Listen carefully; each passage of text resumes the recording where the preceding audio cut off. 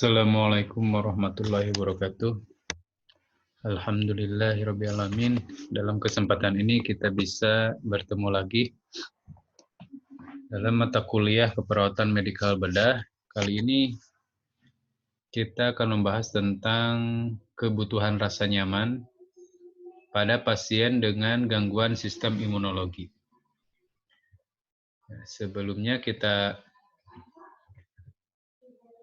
ketahui dulu bahwa imunologi ini erat kaitannya dengan fungsi kekebalan tubuh, ya. Atau kita sering singkat dengan sistem imun. Nah, fungsi kekebalan itu yang pertama adalah untuk pertahanan, ya, terkait atau terhadap invasi mikroorganisme ke dalam tubuh. Artinya di sini dengan adanya sistem kekebalan nanti akan dijelaskan jenis-jenis dari sistem kekebalan tersebut. Ya. Intinya adalah untuk mencegah atau pertahanan terhadap mikroorganisme agar tidak bisa masuk ke dalam tubuh, gitu ya. Kemudian mempertahankan keseimbangan tubuh atau istilahnya homeostasis, ya. Harus dibedakan dengan istilah hemostasis, ya. Kalau hemostasis itu berkaitan dengan darah, ya, hemo. Ya. Kalau homeostasis itu keseimbangan tubuh, ya. Jadi regulasi tubuh secara umum. Jadi tubuh dalam keadaan fungsi yang normal. Kemudian fungsinya adalah sebagai surveillance, ya. Dalam hal ini menyangkut pengawasan dan pengenalan terhadap sel-sel yang abnormal karena induksi virus atau bahan-bahan kimia tertentu. Kegagalan dari fungsi ini diketahui berperan pada proses keganasan, ya. Nah, di sini fungsi dari sistem kekebalan juga untuk surveillance atau memonitoring atau memonitor gitu, monitor gitu ya, watching gitu. Apakah ada sel-sel di dalam tubuh kita yang abnormal? Artinya yang abnormal ini yang pertama bisa berbeda secara bentuk, gitu ya, dari bentuk yang normal sel-selnya. Kemudian berbeda juga secara fungsi, gitu ya. Sel-sel yang memiliki fungsi yang berbeda itu bisa dikenali oleh sistem kekebalan tubuh, ya. Nah, sebenarnya apabila sistem kekebalan tubuh fungsi surveillance ini berjalan normal gitu ya, maka sebenarnya tidak akan ada terjadinya keganasan di dalam tubuh manusia itu. Kalau fungsi ininya berjalan normal seperti itu. Nah, kenapa bisa terjadi keganasan? Ya salah satunya adalah tidak berjalannya fungsi ini, ya, pengawasan ini, ya, akibat dari progres penyakit yang terlalu cepat, gitu ya, atau juga fungsi ini yang menjadi melemah, gitu ya, karena faktor-faktor tertentu. Kita tahu bahwa keganasan ini adalah sel-selnya sangat aktif di dalam membelah diri, ya, dalam bereproduksi diri sendiri. Sehingga dalam hitungan minggu, hitungan bulan itu bisa kelihatan progresnya kalau keganasan itu. Nah, di sini tidak diimbangi dengan fungsi pengawasan, ya, yang adekuat, gitu. Sehingga ketika fungsi pengawasan mengetahui adanya suatu keganasan, akan tetapi biasanya sudah terlambat, gitu ya. Dan akhirnya semakin bertumbuh, maka fungsi tubuh atau ketahanan tubuh sudah menurun seperti itu, ya, akibat cadangan-cadangan fisiologis yang sudah menurun juga seperti itu. Jadi pada orang yang keganasan itu akan terjadi istilahnya imunocompromise, ya, sama seperti pada orang diabetes gitu ya. Jadi terjadi penurunan sistem imun. Dalam hal ini mungkin penurunannya adalah apabila dengan dibandingkan dengan progres penyakit, respon dari sistem imun ini relatif lebih lemah gitu.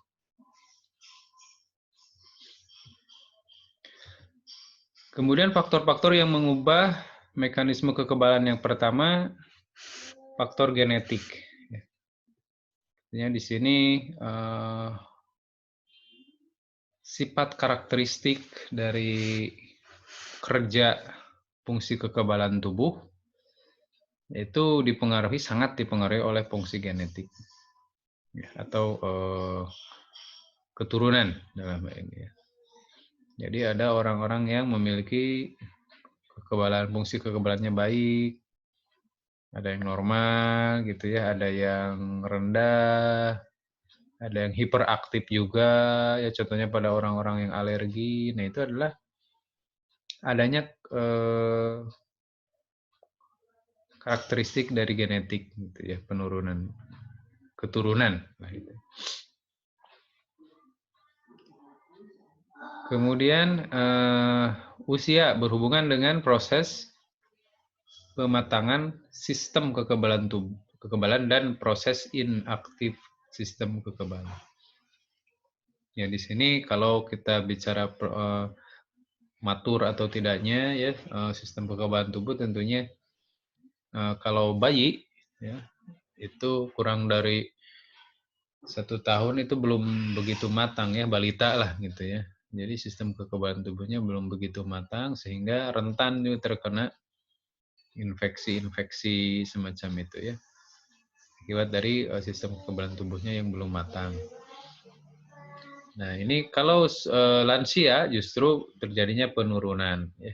Jadi fungsi kekebalan tubuhnya sudah menurun akibat penurunan fungsi fisiologisnya. Kemudian faktor metabolik, adanya kelainan hormon yang berperan. Nah, di sini fungsi kekebalan juga bisa mengalami penurunan akibat dari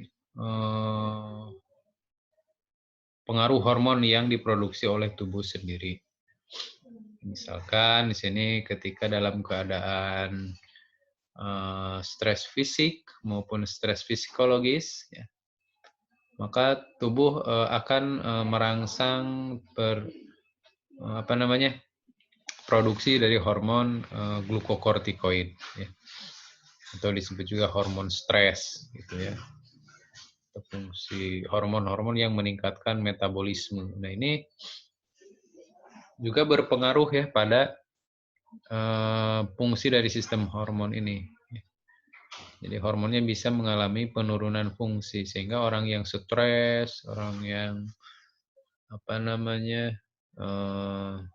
kurang istirahat gitu ya, stres fisik misalkan ya, kurang istirahat juga, sering gadang gitu ya. Nah ini imunnya akan menurun seperti itu ya, akibat dari stres. Atau tadi karena tadinya memang sudah sakit karena adanya keganasan, orang yang sakit kronis itu bisa mengalami stres juga ya. Jadi dari stres fisik berimbas pada stres psikologis dan akhirnya bisa menurunkan kemampuan sistem imun akibat produksi hormon stres tadi ya. Dan akhirnya juga makin memperberat penyakitnya. Makanya apabila ada pasien, aspek psikologis itu perlu kita tingkatkan ya, optimisme, hiburan, semacam itu ya, harapan. Sedangkan aspek fisik itu kan yang sedang kita garap sehari-hari gitu ya, melalui asuhan keperawatan. Nah, kemudian lingkungan dan nutrisi jelas ya. Gizi ini juga sangat berperan karena gizi ini adalah bahan baku ya, bahan baku dalam pembuatan sistem kekebalan tubuh. Ya, kekebalan tubuh ada yang sifatnya aktif dan pasif gitu ya. Nah ini terbuat dari bahan-bahan tetap dari senyawa organik gitu ya, dari zat-zat gizi adalah zat yang kita makan sehari-hari. Terutama di sini jenis protein ya. Jadi jenis protein itu sangat menunjang adanya kekuatan dari fungsi imunitas ini.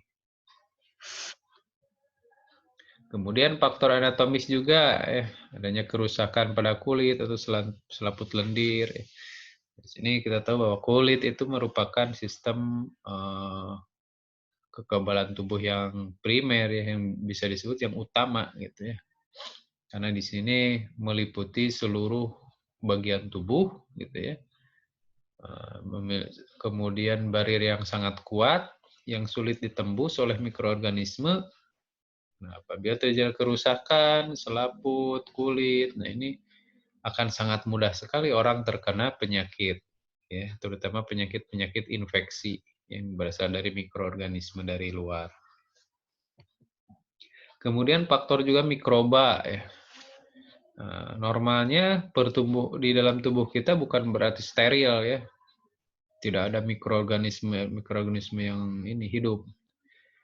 Secara normal ada mikroorganisme yang hidup pada bagian-bagian tubuh kita, ya, pada kulit terutama, ya. Itu banyak sekali mikroorganisme pada saluran pencernaan, di usus, ya. Kenapa feses menjadi busuk, itu kan salah satunya dekomposisasi apa ya? Ya pembusukan gitu ya. Kompos gitu ya. Jadi oleh organisme E. coli itu ya. Nah, kemudian apabila terjadi Nah, flora normal ini kan akan berkembang biak ya di dalam tubuh kita gitu. Secara normal tapi terkontrol gitu ya. Jadi dia berkembang biak tapi dalam pengawasan sistem kekebalan kita sehingga tidak terjadinya bom tidak menjadi ngebom gitu oleh flora normal. Itu juga bisa menyebabkan penyakit juga ya. Flora normal apabila terlalu banyak itu disebutnya infeksi super infeksi gitu ya, atau infeksi oportunistik. Nah, ini diakibatkan oleh flora normal yang menjadi patogen gitu ya. Contohnya pada orang-orang dengan HIV. Nah, orang-orang dengan HIV itu fungsi kekebalannya tidak termonitoring, ya kan? Atau menurun fungsi kekebalannya, monitoringnya menurun. Jadi pengawasan terhadap mikroorganisme baik yang normal maupun yang patogen itu menurun, sehingga flora normal itu berkembang biak dengan seenaknya dan menyebabkan istilahnya infeksi oportunis gitu ya. Nah, di sini secara normal pertumbuhan flora normal di dalam tubuh ini bisa menekan pertumbuhan bakteri atau mikroorganisme yang patogen ya. Jadi mendesak pertumbuhannya. Jadi lingkungannya dibuat tidak mendukung ya. Akibatnya populasi dia akan terdesak dan akhirnya akan terusir gitu ya secara tidak langsung gitu oleh flora normal yang mayoritas.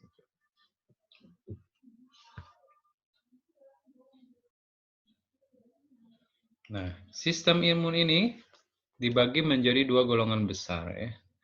Yang pertama ada sistem imun spesifik dan sistem imun non spesifik dan spesifik ya. Nah, sistem imun yang non spesifik itu berkaitan dengan sifatnya adalah secara fisik, ada sifatnya larutan atau humerolus ya, humoral atau cairan di sini ya, sifatnya cairan, kemudian ada yang seluler. Nah, di sini secara fisik ya yang non spesifik artinya yang disebut non spesifik itu semua antigen itu bisa terperangkap di sini gitu ya, bisa diminimalisasi di sini. Bahkan ada juga yang mati di sini gitu ya. Rusak di sini. Ya. Itu yang pertama tadi secara kulit ya. Pertama, kulit ini merupakan salah satu sistem imun tubuh kita. Kemudian juga selaput lendir. Ya. Selaput lendir baik misalkan di saluran pernapasan gitu ya. di mulut, kemudian di sistem reproduksi gitu ya. Nah, ini ada selaput lendir, ini adalah tujuannya adalah untuk menjadi barir atau penghalang dari mikroorganisme. Kemudian silia, ya silia ini rambut-rambut, ya rambut-rambut. Yang ini berperan ya dalam memobilisasi dari mikroorganisme. Ya. Contohnya di sini pada saluran pernapasan. Ya. Pada saluran pernapasan di sini ada silia-silia yang terus bergerak ke atas gitu ya. Jadi terutama di saluran pernapasan bawah ya. Di sini ada rambut-rambut sepanjang saluran pernapasan itu, ya, di mana dia akan terus bergerak gitu ke atas, ya, sehingga lendir itu bisa terus menuju atas dan bisa didahakkan gitu, atau bisa dibatukan keluar. Kemudian batuk juga ya secara non spesifik gitu. Ini merupakan respon terhadap adanya benda-benda asing yang ada di saluran pernapasan ya, atau yang mengganggu ya, benda-benda yang mengganggu baik itu benda yang padat yang berasal dari luar ataupun memang dari penumpukan bahan produk-produk dari saluran pernapasan itu ya, seperti lendir tadi. Lendir yang terlalu banyak ini akan menyebabkan batuk untuk dikeluarkan. Kemudian bersin ya, bersin juga ini respon seperti batuk ya, respon fisiologis terhadap adanya masuknya benda asing yang masuk ke dalam saluran pernapasan. Ini akan upaya untuk mengeluarkan. Jadi kalau ada benda asing yang masuk ke dalam hidung, nah ini kalau bersin ini akibat dari adanya masuk pada saluran pernapasan atas ya. Kalau batuk biasanya adalah respon pada adanya benda-benda yang masuk pada saluran pernapasan bawah.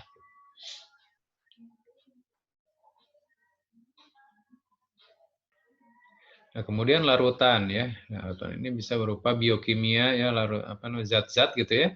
Seperti lisozim, sekresi sebase, kemudian asam lambung, laktoferin, asam neuramitik. Nah, ini diproduksi oleh kelenjar-kelenjar yang ada dalam tubuh kita ya.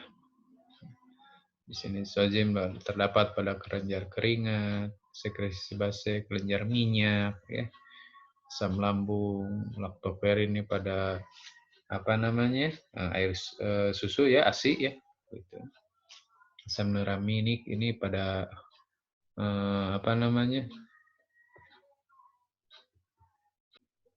pada juga bisa pada ASI juga ya di sini. Laktoferin, asam neuraminik ya. Kemudian humoral ini bisa berbentuk sistem komplement, interferon dan C-reaktif protein. Ini dihasilkan oleh dihasilkan kalau interferon oleh virus ya di tubuh kita yang sebagai faktor untuk menghilangkan virus. Ya. Kalau komplement di sini adalah sistem kekebalan yang berfungsi dalam menghilangkan antigen juga ya dengan menggunakan antibodi. C-reaktif protein ini semacam zat juga yang bisa menghancurkan dinding-dinding dari mikroorganisme hingga menjadi rusak. Kemudian non-spesifik juga sifatnya seluler ya, ada fagosit, sel NK, sel MAS dan basofil. Nah, fagosit ini dia berperan dalam mengeliminasi mikroorganisme dengan dia memakan gitu ya, fagositosis, ya, memakan dari mikroorganisme. Nantinya ya bisa saja sel mikroorganisme itu hancur atau dia sendiri yang hancur ya. Di sini diperankan oleh PMN atau mononuklir ya dan polimorfonuklir PMN tadi. Kemudian sel natural killer. Ini terutama berespon pada sel-sel yang mengalami keganasan. Kemudian sel mast dan basofil. Nah, ini silahkan dibaca ya fungsi perannya, nanti ada satu-satu dibahas. Kemudian ada sistem imun yang spesifik, terdiri dari humoral dan seluler. Ya. Nah, humoral itu sel B, ya. Dia menghasilkan imunoglobulin, ya, imunoglobin D, M, G, E, dan A. Ya. Kemudian kalau sifatnya seluler itu sel T, dia menghasilkan T helper 1, TH1, T helper 2, kemudian T suppressor, ya. Kemudian T delay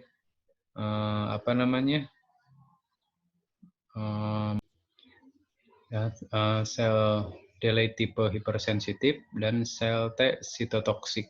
Nah, ini memiliki peran-peran sendiri ya, di mana dia berperan atau berkolaborasi ya untuk menghilangkan mikroorganisme yang masuk ke dalam tubuh. Di sini ada video. Apakah ini jalan ya? Kadang-kadang tidak jalan, kita tunggu. Activation of the immune response typically begins when a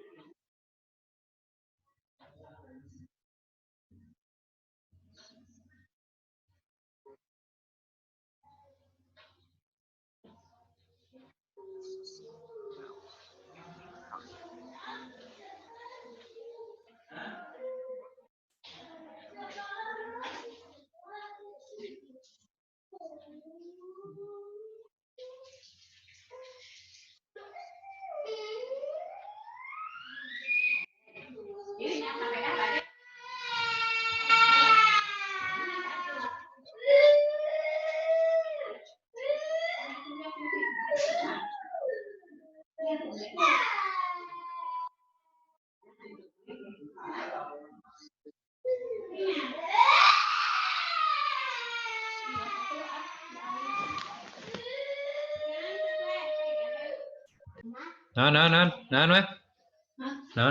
ngarekam kumaha?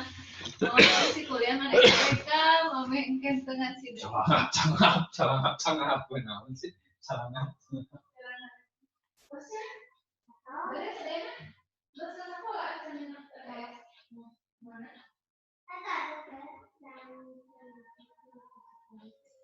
Kira mereka sekolah? Misalkan.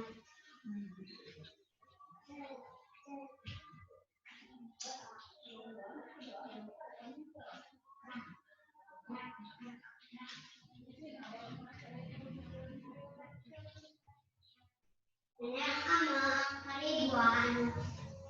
Nenek.